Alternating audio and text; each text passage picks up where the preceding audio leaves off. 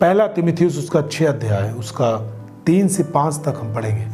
यहां पर लिखा है कि यदि कोई और ही प्रकार का उपदेश देता है, यानी अब तक जो आपने सुना है, हमने और आपने अब तक जो सुनी, उसके अलावा और ही प्रकार का उपदेश देता है, और ही प्रकार का उपदेश।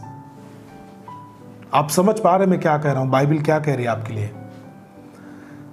यदि कोई और ही प्रकार का उपदेश देता है, यानी जिस प्रकार का उपदेश आपने अब तक सुना, क्या उसने आपकी लाइफ को नहीं बदला? क्या उसने आपको पवित्रता में नहीं लेके गया? अब तक जो आपने उपदेश सुने चर्च में, लेके गया आपको पवित्रता तक? क्या अब आपके अंदर लोगों के लिए प्रार्थना करने का मन होता है कि नहीं होता? होता है कि नहीं होता है? वो कौन सा उपदेश था जो अब तक आपने सुना हमसे, जो आपने अब तक अपने आत्मिक पिता के जरिए सुना, चर्च के जरिए सुना? ये उपदेश जब आपकी जिंदगी को बदल दिया, आपकी जिंदगी में बड़ी टेस्टमनी को लाया, आपका व्यभिचार का जीवन खत्म हो गया, दूसरों के लिए प्रार्थना करने का जीवन शुरू हो गया, माफ करने वाला जीवन शुरू हो गया, आप सबसे प्रेम करते हैं, हर चीजें जो आत्मिक लोगों में होनी चाहिए आप में आ चुकी हैं, आप दूसरों को बचाने के लिए प्रार्थना भी करते हैं। अब आप इस उपदेश को छोड़कर और कौन सा उपदेश ग्रहण करना चाहते हैं जो आपको और आत्मिक बनाएगा? जब आप इससे ऊपर कोई शिक्षा लेना चाहते हैं जो आप आज सुन चुके हैं और आप लगातार सुन रहे हैं और लगातार सीख रहे हैं, कुछ और अधिक आप जब लेने का प्रयास करते हैं, आप समझते हैं कि इससे हटकर कोई शिक्षा दे तो वो बहुत खतरनाक होती है। फिर आपको ले जाएगा वो कि आपको ज़्यादा देर आपको प्रार्थना नहीं करनी चाहिए, आपको अन्य भाषा में नहीं प्रार्थना करनी चाहिए, ऑफरिंग दान आपको पास्टर के लिए नहीं देना चाहिए, कॉल सेंटर से आपको प्रार्थना नहीं लेना चाहिए, चर्च में नहीं ले जाना चाहिए, आपको अपने घर पर बैठ के बाइबल पढ़ना चाहिए। इस प्रकार की टीचिंग आएगी जब आप इस टीचिंग से और अधिक शिक्षा पाने की खोज करेंगे, तो वो और ही प्रकार की शिक्षा है, वो और ही प्रकार का उपदेश है जो आपको बिगाड़ देगी। फिर आप इतनी कठोर दशा में चले जाएंगे जहां से आपको मसीह भी पसंद नहीं और मसीह के लोग भी पसंद नहीं आएंगे। आप अपनी जिंदगी को खुद खराब करते हैं जब आप और ही प्रकार का उपदेश सुनना पसंद करते हैं। क्या बाइबल से आपको खराई की शिक्षा नहीं दी जाती है? दी जाती है। तो आप और क्या सुनना चाहते हैं? क्या अब तक जो आपने उपदेश सुना इसके द्वारा आप पवित्र जीवन नहीं जी रहे हैं? तो फिर और कौन सा उपदेश आप सुनना चाहते हैं? क्या ये उपदेश जो आपने अब तक सुना, जो आप लगातार सुन रहे हैं, इसके द्वारा आप प्रभु के साथ अच्छा संबंध नहीं बन पाया है? जब बन पाया है तो आप और कौन सी शिक्षा या फिर और कौन सा अलग उपदेश चाहते हैं जो इनसे हटकर होगा? कोई भी नहीं है। केवल वो आपको नाश करने की कगार पे लेके जाएगा। हालेलुया। चर्च की संगति छोड़ दो, ये गलत टीचिंग है, आप नाश हो जाएंगे। बाइबल पढ़ो, पास्टर की ना सुनो अपने, ये गलत टीचिंग है, आप नाश हो जाएंगे। ये तर्क वितर्क करने वाले लोग हैं, ये वचनों से ही उठाकर आपसे वाद विवाद पैदा करेंगे और ऐसा तर्क उत्पन्न करेंगे कि बाइबल कहती है, जैसे मैंने आपको पहले पढ़ा दिया, कि उससे सुनने वाले बिगड़ जाएंगे और सुनने वाले में आप होंगे। यदि आप वाद विवाद करने वाले उपदेशकों की सुनते हैं तब। हालेलुया। जिस उपदेश ने आपको उद्धार तक लेके गया, पवित्रताई के जीवन तक लेके गया, प्रार्थना करने की इच्छा तक लेके गया, दूसरों के लिए सुसमाचार सुनाने का बोझ है आपके अंदर, इससे हटकर क्या उपदेश हो सकता है आपके लिए? इसे छोड़कर और कौन सा मार्ग हो सकता है? हालेलुया। यदि कोई और ही प्रकार का उपदेश देता है और खरी बातों को, अर्थात हमारे प्रभु यीशु मसीह की बातों को, और उस उपदेश को नहीं मानता जो भक्ति के अनुसार है, तो वह अभिमानी हो गया है। घमंडी लोग हैं वो घमंडी प्रचारक होते हैं जो भक्ति को एक तर्क वितर्क का बना देते हैं मंच। वो घमंडी हो चुके हैं और कुछ नहीं जानते, वरन उन्हें विवाद और शब्दों पर तर्क करने का रोग है। ये एक बीमारी है। देखिए, जब कोई पास्टर या फिर कोई विश्वासी गलत काम करता है तो उसके विषय में आप उसको समझाएंगे।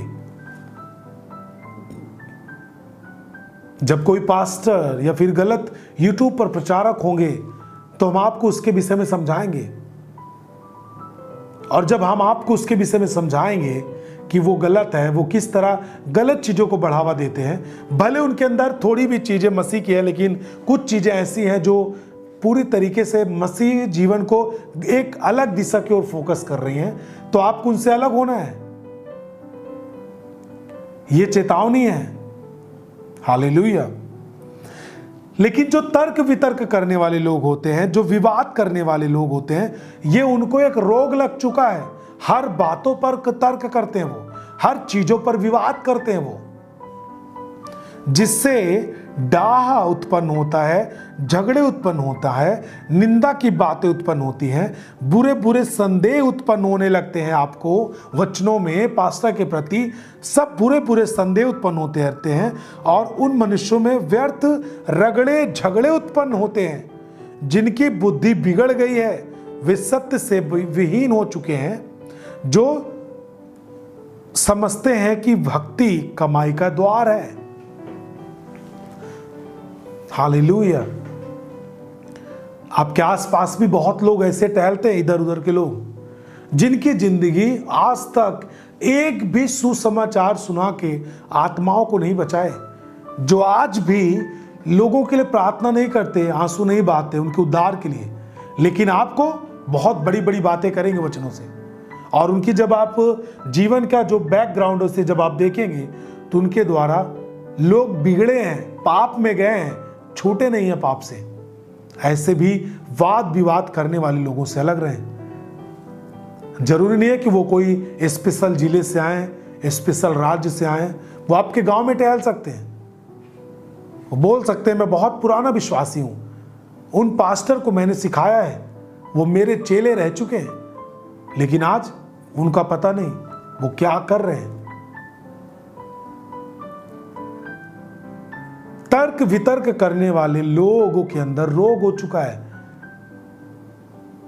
जो सेवकाइयां प्रभु के काम को कर रही हैं, जो आत्माओं को बचा रही हैं, कितने लोगों को उद्धार में ला रही हैं, प्रतिदिन लोगों को छुटकारा दे रही हैं, उनके पवित्रताई में लेके जा रहे हैं, उनको सुसमाचार में उनको कैसे बढ़ा रहे हैं, उनके आत्मिक जीवन को कैसे बढ़ा रहे हैं, उन्हीं पर वो दोष लगा के वाद विवाद करके यूट्यूब पर आपके गांव में फेमस होना चाहते हैं। उनको तर्क वितर्क करने का रोग है। आप यदि उनके रोग से पीड़ित हो गए तो आपसे भी जो अब तक पवित्रता उत्पन्न होती थी, जो आपके अंदर से लोगों को बचाने की इच्छा उत्पन्न होती थी, लोगों के जीवन को प्रेम करने की उत्पन्न होती थी इच्छा, वो सब खत्म होकर केवल लड़ाई झगड़े, डाह और आपको क्रोध उत्पन्न होगा और कुछ उत्पन्न नहीं होने वाला आपके अंदर से। यदि आप मसीह में जीना चाहते हैं तो आपके अंदर तर्क वितर्क करने के लिए कोई भी पॉइंट नहीं होना चाहिए। तर्कों शब्दों का तर्क वितर्क करना आपको नाश करेगा और सुनने वाले नाश होंगे। हम देखते हैं कभी कभी जब चर्च ओपन था तो लोग क्या करते थे, कुछ लोगों को इकट्ठा करके मीटिंग खत्म होने के बाद बाहर लोग विवाद करने लगते थे। ये वचन इस तरह कहता है, नहीं ये वचन इस तरह कहता है, जो कि उसमें कोई भी कुछ भी फायदा नहीं है। उससे केवल अभिमान उत्पन्न होगा, घमंड उत्पन्न होगा, झगड़े उत्पन्न होंगे, क्रोध उत्पन्न होगा, बस। और दो आदमी विवाद कर रहे हो, तीसरा चौथा व्यक्ति सुन रहे और बोल रहे क्या है ये सब, क्या है ये सब, मसीह में होता है। और इसको सुनकर लोग बिगड़ जाते हैं। हालेलुया। मैं आपको कहना चाहता हूं ऐसे भी लोग इस दुनिया में हैं। उनको केवल तर्क वितर्क करने का उनके पास रोग है, उनको बीमारी लग चुकी है। वो केवल तर्क वितर्क करते हैं। वो आपके विषय में तर्क वितर्क करेंगे। अपनी जिंदगी खुद नहीं ठीक है, आपके ऊपर सवाल खड़े करेंगे, आपसे प्रश्न करेंगे। हालेलुया। ऐसे लोगों से दूर रहें, अपने आप को ऐसी जिंदगी बनने से बचाएं। आप यदि युवा हैं, यदि आप मसीही युवा हैं, आपको ऐसा बनना है कि आपकी जिंदगी बदलती जाए और आप दूसरों को बदलते जाए। बस आपके तर्क वितर्क से लोगों का जीवन नाश हो, ऐसा प्रभु नहीं चाहता, ऐसी बाइबल नहीं चाहती। ज्ञान इसलिए ना रखें, बाइबल के वचनों को इस तरह इसलिए ना पढ़ें कि वो आपको घमंड उत्पन्न हो और आप पॉइंट ढूंढें और आप उससे वाद विवाद करें, लोगों से तर्क करें। प्रार्थना घुटने पे करनी चाहिए, हाथ जोड़ के करनी चाहिए कि हाथ उठा के करनी चाहिए। प्रार्थना में रोना चाहिए कि हंसना चाहिए। क्या ये सब वाद विवाद है? ये सब चीजों से आपके अंदर अविश्वास पैदा होगा, आप खत्म हो जाएंगे मसीह जीवन से। देखिए, प्रार्थना में लोग रोते भी हैं, प्रार्थना में लोग आनंद के मारे हंसते भी हैं, प्रार्थना में लोग घुटने भी टेक के प्रार्थना करते हैं, हाथ उठा के भी प्रार्थना करते हैं, हाथ जोड़ के भी प्रार्थना करते हैं, सिर झुकाकर भी प्रार्थना करते हैं, सोफे पे बैठकर भी लोग प्रार्थना करते हैं। ये सब कोई वाद विवाद करने का पॉइंट नहीं है और ना वाद विवाद करना चाहिए। लेकिन जिनको रोग है वो इस पर भी वाद विवाद करेंगे। नया नियम कम पढ़ना चाहिए, पुराने नियम ज्यादा पढ़ना चाहिए, ऐसी ऐसी बातें लेकर आएंगे जिससे आप अगर उलझ गए और आप खुद इसकी शुरुआत कर देंगे, आप नाश होंगे, दूसरों को नाश करते जाएंगे।